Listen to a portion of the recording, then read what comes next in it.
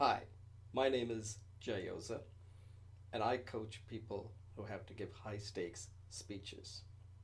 This could be a high stakes conversation, a high stakes job interview, or a high stakes formal speech. Today I want to talk about something that's currently going on. It's this fight between Donald Trump and Roger Ailes. Now, for those who don't know these two figures, I'm going to give you a little background. First, Donald Trump. Donald Trump is a real estate magnate and a reality TV celebrity. He has been dealing with media for a long time that I can remember. And I'm based out of New Jersey, which is very close to New York City. So I've been seeing Donald Trump on the news for a long time now, at least since the mid 80s, from what I can remember. And Donald Trump is one of these person that has always remained a baby. They always want attention. And this is something we all know about because we all have this type of person in our family. Anytime you have an event or a family get together, you got to take care of this one person because if you don't, they can just completely mess up the event. And you got to really, really make sure that that one person is satisfied. And if you take care of that, then the whole event goes well. And you know exactly what I'm talking about. I have them in my family, and you have them in your family. And now Donald Trump is running for the president. He's the leading candidate right now in the Republican Party. Okay, so that's a little bit about Donald Trump. Let me tell you a little bit about Roger Ailes. Now, Roger Ailes is a very important figure. He knows communication. Nobody out there today, I think, knows communication as well as Roger Ailes. He advised three presidents: Ronald Reagan, Richard Nixon, and Senior Bush. And then he started a company, a network called CNBC that became very popular. And then he left CNBC, had some dispute, and he started Fox News, where he's been a major player on the Republican side. They get the highest ratings. They win the cable news ratings pretty much every year. I think he's got a streak going for like maybe 15 to 20 years now. So definitely, he is a dominant figure. But like all dominant figures, they have ego, right? The end, these are babies. Babies have egos. They gotta get it their way. Otherwise, they're not gonna be happy.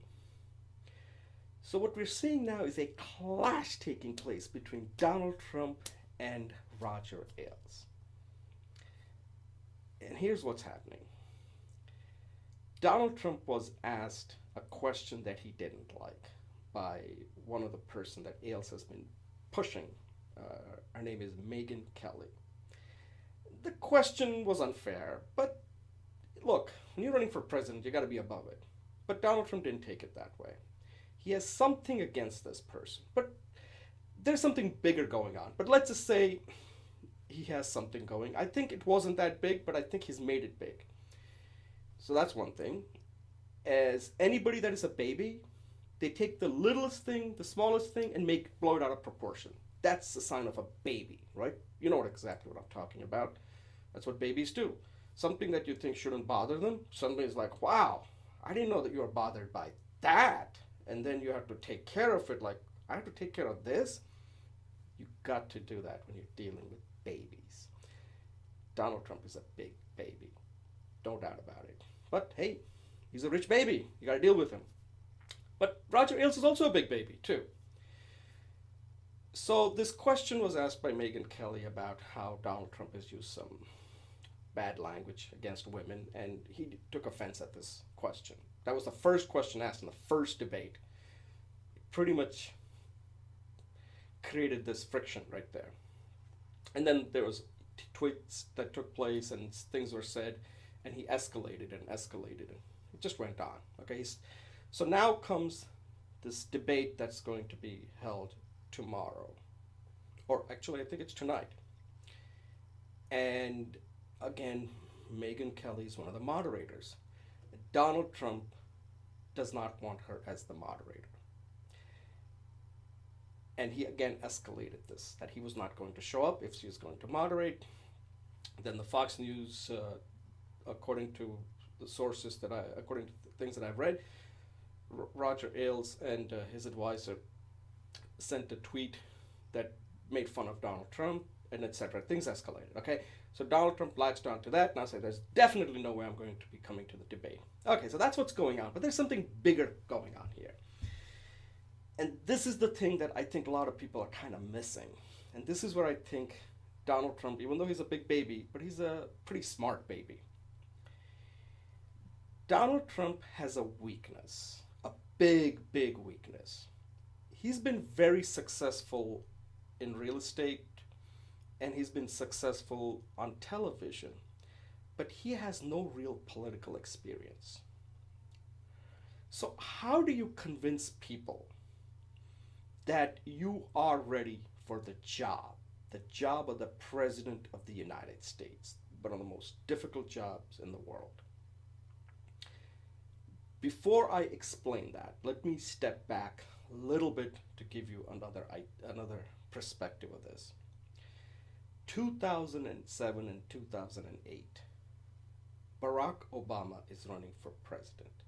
Out of all the candidates that were running, he had the thinnest resume of them all. Definitely. You had Biden, you had Hillary Clinton, you had another senator from Connecticut, Dodd. I mean, you had some real heavyweights there. Obama had the thinnest resume. He'd only been in the Senate for 2 years, I believe. And prior to that, he was a state senator. He was not even a governor. How do you convince people that you're ready for the toughest job in the world? The way Obama did it was the way he ran the campaign. The campaign essentially became a proxy for doing the job as a president of the United States. He was not interviewing for the job. He was doing the job. And that's how he got elected. Step back to today. Donald Trump has the same problem. He needs to show people that he is ready for this job.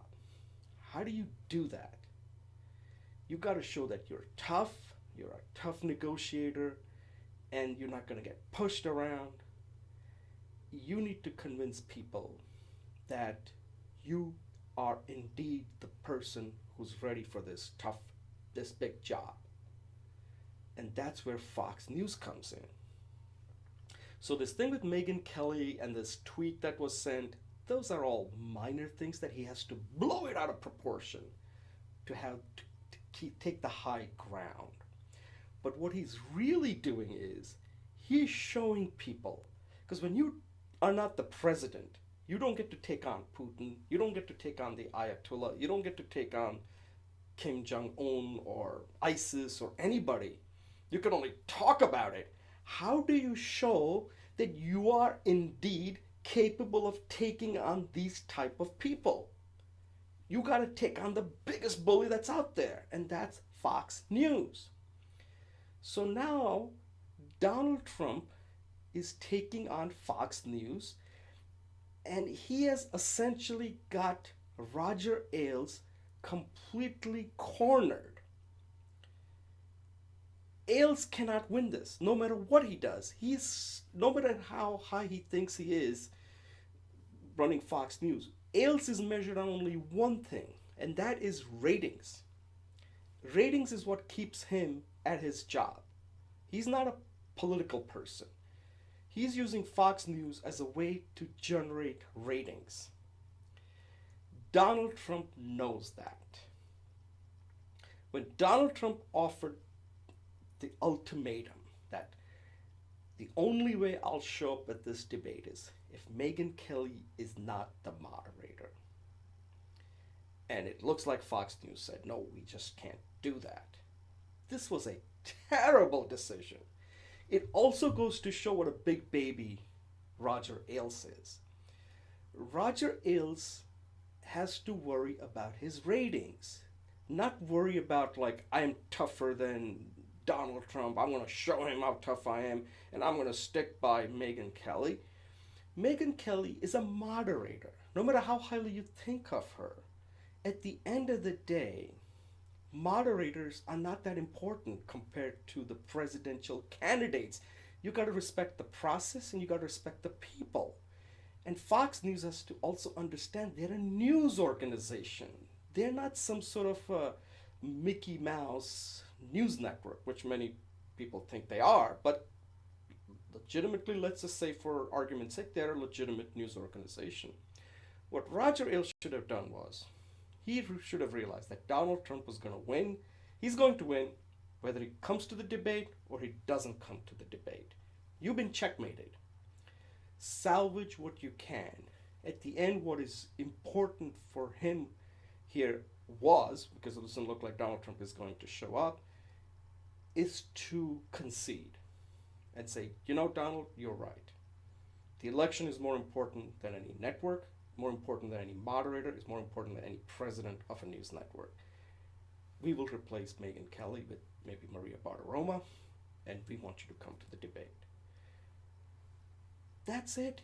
That's the only option he had. He didn't take it. This way, Donald Trump now gets to show, see, I stood up to Fox News. If this was a bad deal, I walked away. I wasn't going to go and show up and accept something that was just not right for me.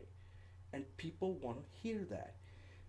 Donald Trump is doing the job while not having the job of the President of the United States.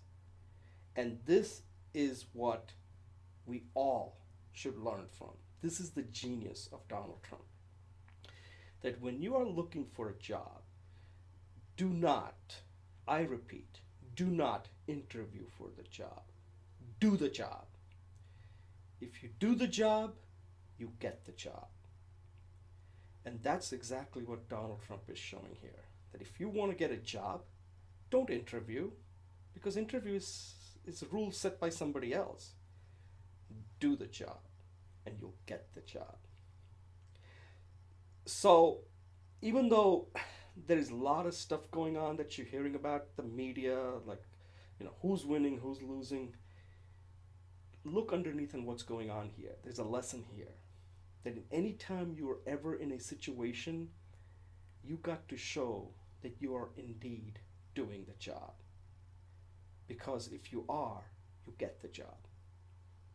Let me know what you think, and thank you for watching.